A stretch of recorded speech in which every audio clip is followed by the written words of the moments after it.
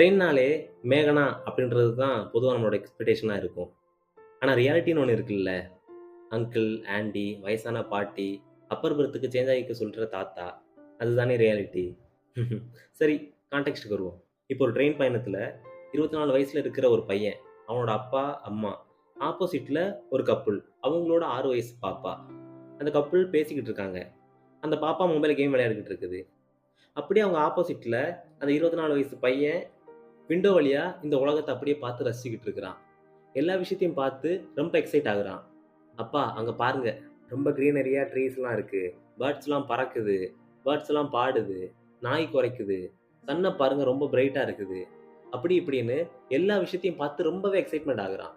அதாவது லிட்டரலா ஆப்போசிட்ல இருக்கிற அந்த 6 வயசு பாப்பாவே முகம் சுளிக்கிற அளவுக்கு அவன் எக்ஸைட் ஆகுறான். பட் அந்த பையனோட அப்பாவும், அம்மாவும் செம்ம ஹாப்பி ஆகுறாங்க. அந்த பையனோட எக்ஸைட்மென்ட்ட பார்த்து ரொம்பவே ஹாப்பி ஆகுறாங்க. ஸோ, இப்ப அவங்களுக்கு ஆப்போசிட்ல இருக்கிற அந்த 6 வயசு பாப்பாவோட அப்பா, அம்மா வந்து இந்த பையனோட ஆக்டிவிட்டிய பார்த்து அப்படியே ரொம்ப பாவம் மெண்டல் குரோத் இல்லாத பையன் போல அப்படின்ற மாதிரி ஒரு ஸ்டேஜ்க்கு மேல அந்த 24 வயசு பையனோட அப்பா, அம்மா கிட்ட கேட்குறாங்க. ஏதாவது நல்ல டாக்டரா பார்த்து கன்சல்ட் பண்ணலாமே அப்படின்ற மாதிரி கான்வோ பில்ட் பண்றாங்க. அதுக்கு துளியும் கோவம் இல்லாம அந்த அப்பா சொன்ன பதில், "ஆமா, இப்ப கூட டாக்டர பார்த்துட்டு தான் வர்றோம். பொறந்து 24 வருஷத்துல இப்ப தான் என் பையன் இந்த உலகத்தையே பார்க்குறான். ஆக்சுவலா பொறக்கும்போதே பார்வை இல்லாம பொறந்து 24 வருஷத்துக்கு அப்புறமா இப்ப தான் ஐ டிரான்ஸ்பிளான்டேஷன் பண்ணி பார்வை வர வச்சிருக்கிறோம். ரொம்ப ஹேப்பியா இருக்கேன் சார். இன்னைக்கு இந்த உலகத்திலேயே ரொம்ப ஹேப்பியா இருக்கிற ஆள்னா அது நான் மட்டும் தான்." அப்படின்ற மாதிரி கர்வமா சொல்றாரு. அத கேட்கிற ஆப்போசிட் கப்புளுக்கு லைட்டா கில்ட்டா ஃபீல் ஆகுது. அந்த அப்பா கிட்ட சாரியும் கேட்குறாங்க. கைண்ட் ஆஃப் கூனி குறுகி போய் நிக்கிற ஒரு ஸ்டேஜ்ல இருக்காங்க. அப்படின்ற கில்ட் வந்து அவங்கள ஒரு செகண்ட் தல குனிய வைக்குது. ரைட். இப்ப கான்டெக்ஸ்ட்க்குள்ள வருவோம். ஸ்டார்ட்டிங்ல 24 வயசு பையன்னு சொன்னதும், எத்தனை பேர் அந்த 24 வயசு பையன் நான் தான் நெனச்சீங்க? கான்டெக்ஸ்ட். ட்ரெயின்ல இந்த பக்கம் இருந்ததும் 3 பேர் கொண்ட ஒரு ஃபேமிலி. அந்த பக்கம் இருந்ததும் 3 பேர் கொண்ட ஒரு ஃபேமிலி. பட் லைஃப் ஸ்டைல்ன்றது வேற இல்ல. 24 வருஷம் இந்த உலகத்துல இருந்தும், உலகத்த பார்க்க முடியாத பையன், 6 வயசுல உலகத்த பார்க்க முடிஞ்சும், மொபைல்க்குள்ள உலகத்த அடக்குன அந்த பாப்பா. 2 ஃபேமிலியோட சிட்யூவேஷன் அப்படின்னு எல்லாமே வேரி ஆகுறப்போ, சரிவர புரிஞ்சுக்காம ஒருத்தர ஜட்ஜ் பண்றது எந்த விதத்துல நியாயமா இருக்க முடியும்? பார்த்துருவோமா? அதுக்கு முன்னாடி கம்ப்யூட்டர் ஜி நம்ம இன்ட்ரோவ போட்டு விடுங்க. கனவிதுதான் நிஜமிதுதான் உலகினிலே என்னை யார் வெல்லுவார் என்னை யார் வெல்லுவார் ஓ டைரக்டர் ராம் அழகா சொல்லியிருப்பாரு. மனுஷன ஜட்ஜ் பண்ணாதீங்க. அவங்கள அவங்களாவே ஏத்துக்க ட்ரை பண்ணுங்க. ஆக்சுவலா ஜட்ஜ் பண்றதுன்றது எப்படின்னா, இல்லாத ஒரு விஷயத்த இருக்கிறதாவே நெனச்சுக்கிட்டு இருக்கிற ஒரு நெனப்பு தாங்க. லைக் கானல் நீர் மாதிரி. அடிக்கிற வெயிலுக்கு ஹைவேஸ்ல போனோம்னு வைங்க, ரோட்ல தண்ணி இருக்கிற மாரியே தெரியும். கிட்ட போக போக தள்ளி போய்க்கிட்டு இருக்கிற மாரியே தெரியும். ஆனா, அப்படி ஒண்ணு இல்லவே இல்ல. ஏன்னா, அது பேர் தான் கானல் நீர். இப்படிதான் ரியாலிட்டில நாம நெறைய பேர, கூட இருக்கிறவங்கள, ஆஃபீஸ்ல ஒர்க் பண்றவங்கள, இன்ஃபாக்ட் படிக்கிறப்ப ஸ்கூல், காலேஜ்ன்னு கூட நெறைய பேர ஜட்ஜ் பண்ணி, இந்த ஜட்ஜ்மென்ட் மென்டாலிட்டில ஆப்போசிட்ல இருக்கிறவங்க கிட்ட பேசி கூட இருக்க மாட்டோம். ஆனா, இந்த மாதிரி இல்லாத ஒண்ண இருக்குன்னு நாமளே நெனச்சுக்கிட்டு, அவங்கள ஜட்ஜ் பண்ணி ஒதுக்கி வச்சிருந்திருப்போம். இப்பவும், இன்னமும் இந்த மாதிரி இருந்தா, அத மாத்திப்போம், மாத்திக்கலாம். அப்படின்ற ரீசன்க்காக தான் இந்த வீக் எபிசோடாவே எடுத்துட்டு வந்திருக்கோம். "என்னடா, don't judge book by its cover அப்படின்னு சொல்ல வரியா?" அப்படின்னு கேட்டீங்கன்னா, கவர வச்சு புக்க ஜட்ஜ் பண்ணாத அப்படின்னு மட்டுமா நாம சொல்லப் போறோம்? சொல்லுங்க. கவரையும் ஜட்ஜ் பண்ணாத, புக்கையும் ஜட்ஜ் பண்ணாத, முடிஞ்சா நீயே ஒரு புக் எழுதிக்கோ. அட்லீஸ்ட் அந்த புக்க படிக்கவாச்சும் செய். அப்படி இல்லையா, முடியாதா? Just ignore it.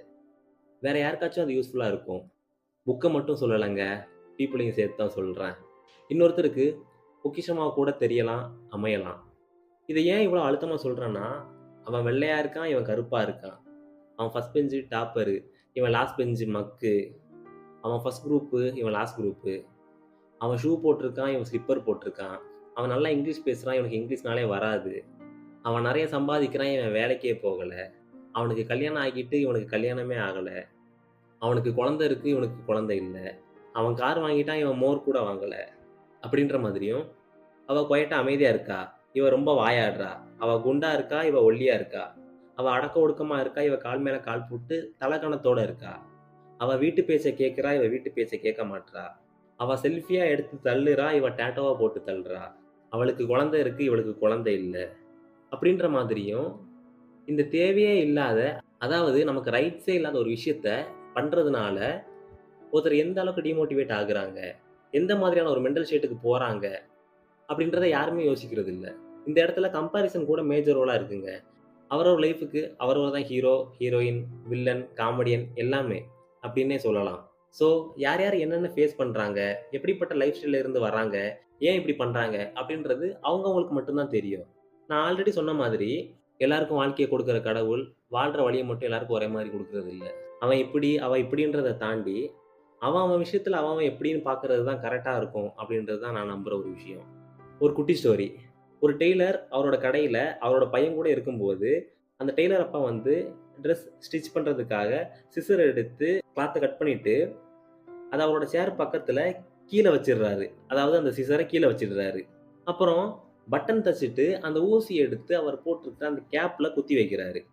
இத நல்லாவே நோட் பண்ண அந்த பையன் கேட்கிறான் அவங்க அப்பா கிட்ட, "அப்பா, சிசரோட ரேட் வந்து ஜாஸ்தி. அத அசால்ட்டா கால் கீழ போட்டிருக்கீங்க. ஊசியோட ரேட்டு கம்மி. அத சேஃபா தலையில வச்சிருக்கீங்க." அப்படின்ற மாதிரி அவன் வந்து அவங்க அப்பா கிட்ட கேட்குறான்.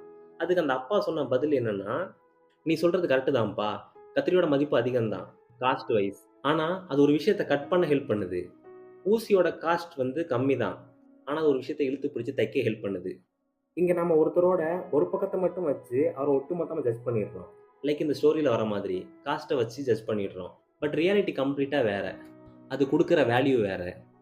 அது மனுஷங்களுக்கும் பொருந்தும்னு சொல்ல வரேன்.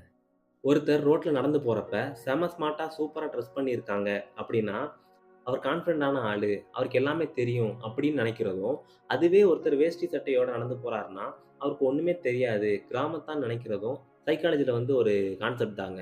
ஹீரோ எஃபெக்ட்ன்னு சொல்லுவாங்க. அதாவது ஒரு சில இன்சிடென்ட், அப்பியரன்ஸ வச்சு அவங்களோட ஃபுல் பெர்சனாலிட்டியும் ஜட்ஜ் பண்றதுக்கு இதுவும் ஒரு காரணம். இந்த எஃபெக்ட்னால தான் ஒரு சில பேர்கிட்ட ஈஸியா நாம அட்டாச் ஆகிடுறோம். அதே டைம்ல சில பேர பார்த்தாலே புடிக்காம போயிடுறதுக்கு காரணமும் இதுதான். இந்த எஃபெக்ட்ட இருந்து தப்பிக்கணும்னா 2 வழி இருக்கு. 1 ஹீரோ எஃபெக்ட் அப்படின்னு ஒண்ணு இருக்கிறத மைண்ட்ல ஞாபகம் வச்சுக்கோங்க. 2 ஒரு பீப்பிள பத்தி தெரிஞ்சுக்க கண்டிப்பா டைம் எடுக்கும். அவங்களோட ஸ்ட்ரென்த் என்ன, வீக்னஸ் என்னன்னு தெரிஞ்சுக்கிறது கண்டிப்பா டைம் எடுக்கும். அதுக்கான டைம் ஃபர்ஸ்ட் குடுங்க. அவேர்னஸ்க்காக சொல்றேன். மத்தபடி